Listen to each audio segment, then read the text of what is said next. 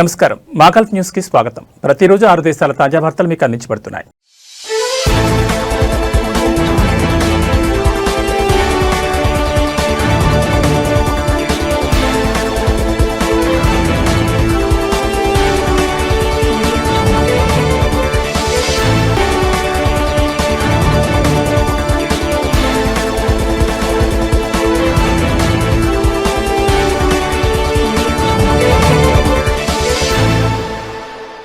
ఖతార్లో మొదటి edition art Basel విజయవంతంగా ముగిసింది. ఖతార్ స్పోర్ట్స్ ఇన్వెస్ట్మెంట్స్ మరియు క్యూసీ ప్లస్ భాగస్వామ్యంతో నిర్వహించిన ఈ ప్రారంభ ఎడిషన్కు దోహాతో పాటు పలు దేశాలకు చెందిన ఎయిర్ నిపుణులు తరలివచ్చారు.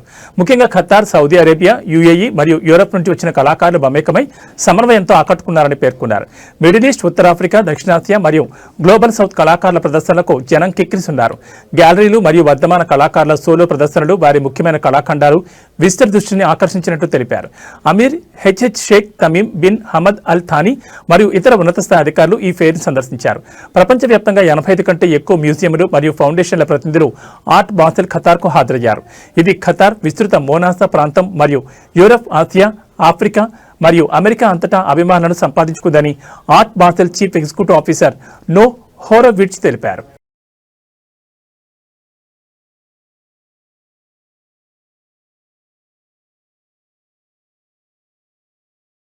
రియాద్కు ఉత్తరాన ఉన్న మొల్హాంలో 3వ వరల్డ్ డిఫెన్స్ షో 2026ను సౌదీ రక్షణ మంత్రి ప్రిన్స్ ఖలీద్ బిన్ సల్మాన్ ప్రారంభించారు. 5 రోజుల పాటు ఈ ప్రదర్శన జరుగుతుంది. మొదటి రోజున సౌదీ సంస్థలు మరియు అంతర్జాతీయ కంపెనీల మధ్య పలు ఒప్పందాలు మరియు అవగాహన ఒప్పందాలు ప్రకటించారు.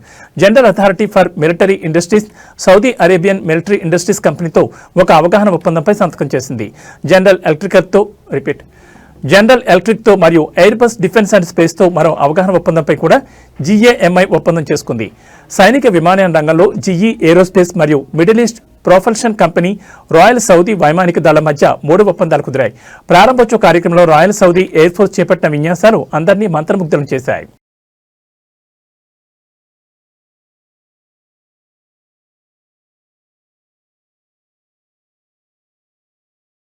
ప్రస్తుతం 30వ సీజన్లో ఉన్న దుబాయ్ గ్లోబల్ విలేజ్ పవిత్ర రమదాన్ మాసాన్ని పురస్కరించుకుని కొత్త టైమింగ్స్ ను ప్రకటించింది. రమదాన్ మాసంలో ఆదివారం నుంచి బుధవారం వరకు సాయంత్రం 5 గంటల నుండి తెల్లవారుజామున 1 గంట వరకు మరియు గురువారం నుండి శనివారం వరకు సాయంత్రం 5 గంటల నుంచి తెల్లవారుజాము 2 గంటల వరకు గ్లోబల్ విలేజ్ తెరిచి ఉంటుంది. రంజాన్ నేపథ్యంలో గ్లోబల్ విలేజ్ ప్రత్యేకమైన కార్యక్రమాలను ప్రకటించింది. ఆర్కెస్ట్రా, ఔద్, నే, హాత్, వయోలిన్ మరియు సంప్రదాయ తన్నౌరా ప్రదర్శనలతో సహా ఇస్లాం సాంస్కృతిక థీమ్ను తెలియజేసేలా ప్రత్యక్ష ప్రదర్శనలు నిర్వహించనుంది. మైతా మొహమ్మద్ హోస్ట్ చేసే అఖేర్ కలాం షో ఫిబ్రవరి 18 నుంచి మార్చి 18 వరకు రాత్రి 11 గంటలకు ప్రధాన వేదికపై నిర్వహిస్తారు. ఇక అబ్దుల్లా ఇస్మాయిల్ హోస్ట్ చేసే అల్ మాండూస్ లైవ్ గేమ్ షో ఫిబ్రవరి 20న ప్రారంభమై వరుసగా 3 వీకెండ్లలో రాత్రి 9:30 ప్రధాన వేదికపై జరుగుతుంది. అదేవిధంగా పవిత్ర మాసాన్ని పురస్కరించుకుని ఫిబ్రవరి 20న రాత్రి 9:30 అద్భుతమైన డ్రోన్ ప్రదర్శన నిర్వహించనున్నట్లు ప్రకటించారు. వీటితో పాటు ఇఫ్తార్ మరియు సుహూర్ కోసం ప్రత్యేకమైన సంప్రదాయ రుచులను ఆస్వాదించేందుకు వీలుగా స్టాళ్లను ఏర్పాటు చేయనుంది.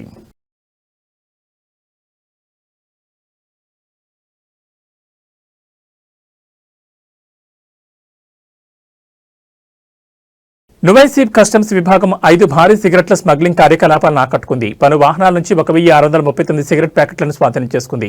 నువైసీబ్ సరిహద్దు దాటి వస్తున్న ఒక ప్రైవేట్ వాహనాన్ని తనిఖీ చేయగా వివిధ రకాల 389 కార్టన్ల సిగరెట్లు లభించాయి. మరొక వాహనం నుంచి 77 కార్టన్ల సిగరెట్లతో పాటు 5 లైసెన్స్ లేని ఎలక్ట్రానిక్ సిగరెట్ల కార్టన్లను కూడా సీజ్ చేసింది. ఇలా మొత్తం 5 వేర్వేరు ప్రాంతాల్లో తనిఖీలు నిర్వహించి వాహనాల్లో రహస్యంగా తరలిస్తున్న సిగరెట్ ప్యాకెట్లతో పాటు వివిధ రకాల వస్తువులను సీజ్ చేసినట్లు అధికారులు తెలిపారు.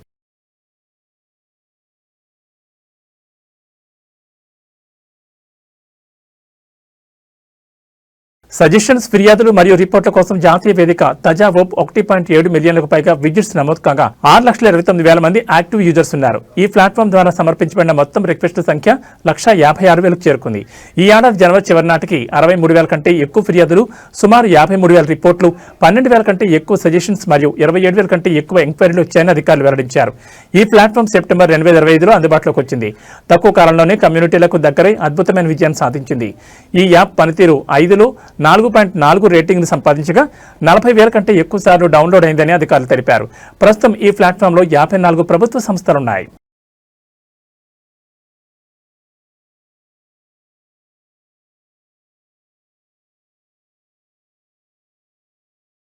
బహ్రెయిన్లో నెలవారీ డిస్కౌంట్ స్కీమ్ అమల్లోకి వచ్చిన తర్వాత విద్యుత్ నీటి బిల్లు చెల్లింపు రిజిస్ట్రేషన్లో గణనీయమైన పెరుగుదల నమోదైంది. ఈ మేరకు విద్యుత్ మరియు నీటి అథారిటీలోని కస్టమర్ సర్వీసెస్ డైరెక్టర్ అహ్మద్ అల్ జామియా వివరాలు వెల్లడించారు. గత ఏడాది డిసెంబర్తో పోలిస్తే జనవరి నెలలో మొత్తం నమోదైన ఖాతాలు 9% పెరిగాయని పేర్కొంది. ఇది విద్యుత్ మరియు నీటి బిల్లులను నెలవారీ తగ్గింపు ద్వారా చెల్లించడానికి అనుమతిస్తుంది. ఇది ఏడాది పొడవునా వినియోగదారులు వారి ఆర్థికపరమైన అంశాలను మెరుగ్గా నిర్వహించడానికి సహాయపడుతుందని తెలిపారు. సబ్సిడీ రెసిడెన్షియల్ కేటగిరీలు కొత్త రిజిస్ట్రేషన్లలో గత నెలతో పోలిస్తే 160% పెరుగుదలను నమోదు చేసింది.